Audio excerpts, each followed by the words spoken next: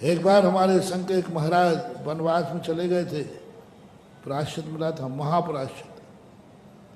आगम की आज्ञा का उल्लंघन किया है।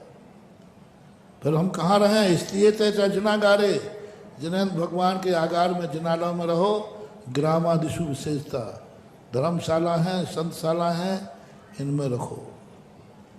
आसमासु शासनकार ने तो खेद व्यक्त किया कि इस कलयुग में आकर के मुनियों के लिए नगरों में निकट में आना पड़ रहा है, लेकिन आना पड़ रहा है, मजबूरी है, स्वभाव नहीं। सही तो निरावलंबी साधना है। वह निरावलंबी साधना करने का मन शुरुआत करना है। जितनी देर सही, हम भी करेंगे, तुम भी करना। सफल तो नहीं हो पाएंगे, लेकिन कुछ भी नंबर नहीं ले पाएंगे, ये भी बात नहीं है।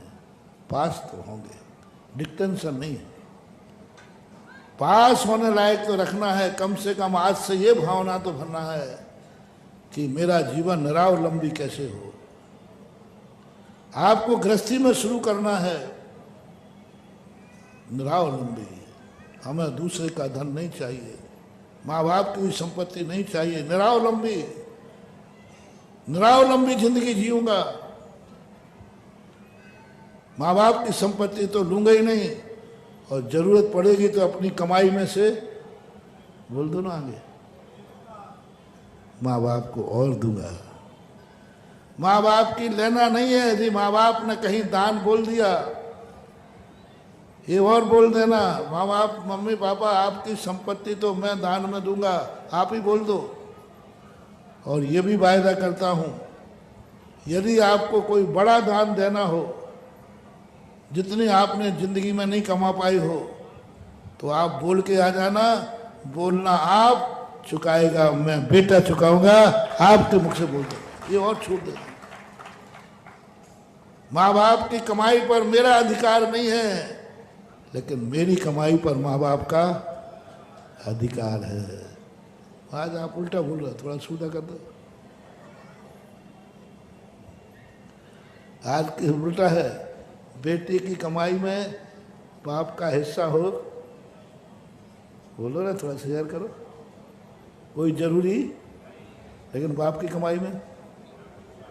वकील साहब, बाप के नाम मकान है तो वो बेटों का उसमें हिस्सा रहेगा कि नहीं? और बेटे ने खुद बनाया है अपने नाम से मकान, तो बाप का हिस्सा कानूनन। इसका नाम है कलयुग।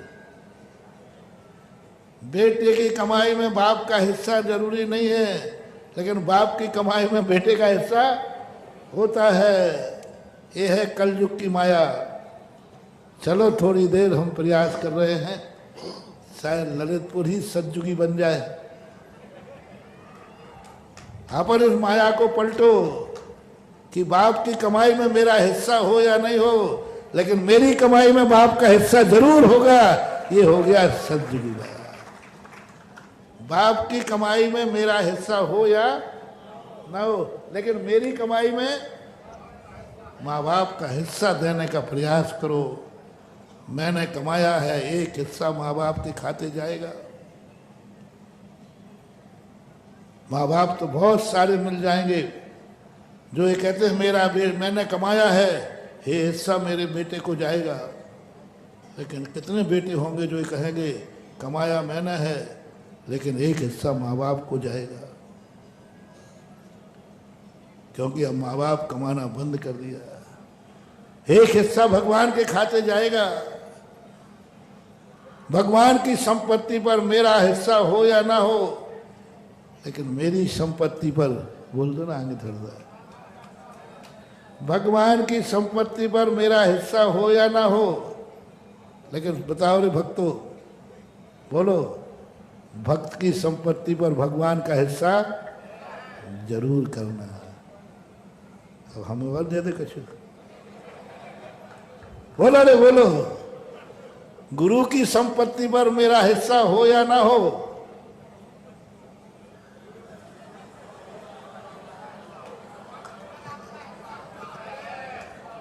थोड़ा मैं कम सुनता हूं।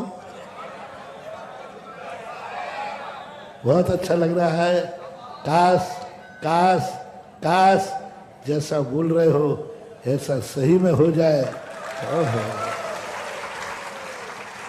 क्या घरों में राम राज जाएगा, क्या मंदिरों में सतयुग आएगा, क्या कलयुगी साधु सतयुगी के नाम से जाने जाएंगे। क्योंकि हर शिष्य अपना हिस्सा गुरु को दे रहा है, हर भक्त अपना हिस्सा भगवान को दे रहा है, हर बेटा अपना हिस्सा माँ बाप को दे रहा है। ये माया पलट जाए तो अंग्रेजों के बनाए हुए कानून बदल करके हमारे ऋषभदेव का कानून हो जाएगा। आज इतना ही समय हो गया। महावीर भगवान।